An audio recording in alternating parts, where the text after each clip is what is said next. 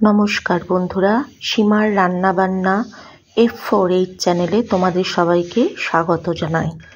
আজকে আমি দুধ পুলি করে দেখাবো আমি যেভাবে করি। দুধ পুলি করবার জন্য আমি এখানে কড়াইতে জল নিয়েছি, 1 মগ জল, আর এটা 400 গ্রাম মতো সিদ্ধ চালের গুঁড়ো। গরম জলের মধ্যে জলটা যেই গরম হয়ে যাবে গ্যাসটা বন্ধ করে দিয়ে চালের গুঁড়ো দিয়ে গরম অবস্থাতেই নাড়তে হবে ভালোভাবে। এইবার নাড়তে নাড়তে দেখা যাবে যে দলা পাকিয়ে আসছে। সেই সময় কি করতে হবে, একটা চাপা নিয়ে একটুখানি 5 মিনিটের জন্য ওটা একটু চাপা দিয়ে রেখে দিতে হবে এই চালের। গরম অবস্থাতেই হাত দিয়ে মাখতে হবে। এইবার ওই মণ্ডটা নিয়ে ভালো করে ঠেসে মেখে নিতে হবে। মেখে নিয়ে ভালোভাবে খুব সহজেই হয়ে যাবে মাখাটা, মাখতে খুব একটা অসুবিধা হবে না, গরম গরমই মাখতে হবে। তারপর ওই মণ্ডটা নিয়ে মণ্ডের মধ্যে আমি 20 মিনিটের জন্য একটা ভিজে পরিষ্কার কাপড় নিয়ে কাপড়টা ভিজিয়ে নিকড়ে নিয়ে পরিষ্কার অবস্থায় ওটা ঢাকা দিয়ে রেখে দিয়েছিলাম।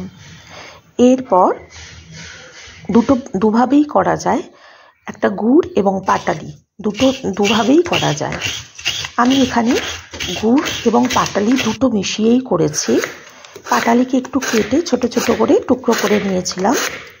অপর দিকে নারকেল কুড়িয়ে এবার ওই যে পাটালিগুলো নিয়েছিলাম সেই পাটালির সাথে নারকেল ভালো করে হাত দিয়ে মেখে তারপর কড়াই দিয়ে নাড়াচাড়া করে ভালোভাবে পুরটা তৈরি করে নিলাম।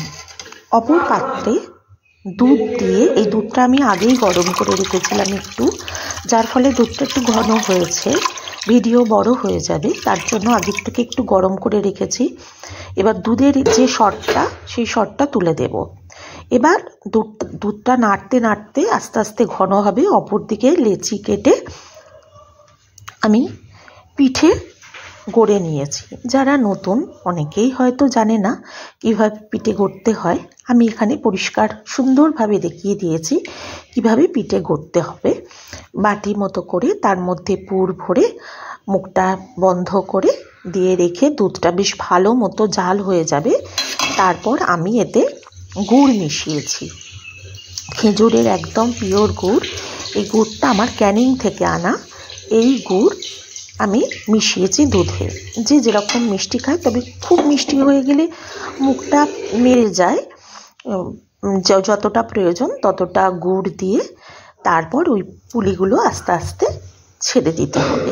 এবার গ্যাসের ফ্লেমটা খুব জোরেও থাকবে না, আবার খুব আস্তেও মিডিয়াম ফ্লেমে থাকবে। সেইভাবে নাড়তে নাড়তে নাড়তে নাড়তে গুড়টাও ঘন হয়ে আসবে এবং দেখতে হবে পিঠেগুলো কতটা কি সেদ্ধ হয়েছে। সেইভাবে নেড়ে আস্তে আস্তে মাঝে মাঝে নেড়ে দিতে হবে। এবং আরেকটু হবে, আমি একবার তুলে দেখলাম, আর একটু হলে 5-7 মিনিট হলে ভালো হয়। অপর দিকে আমি 7-8টা এলাচ নিয়ে, ছোট এলাচ নিয়ে গুঁড়ো করে সেটা চাপা দিয়ে দিলাম, দিয়ে ওর মধ্যে দিয়ে চাপা দিয়ে রাখলাম যাতে ফ্লেভারটা চলে যায়। এরপর বাটিতে তুলে রাখলাম। অনেকে গরমও পছন্দ করে, আবার পিঠে সাধারণত বেশি শোনা যায় ঠান্ডা হলেই বেশি ভালো লাগে। এইভাবে করে দেখো, খুব ভালো লাগবে।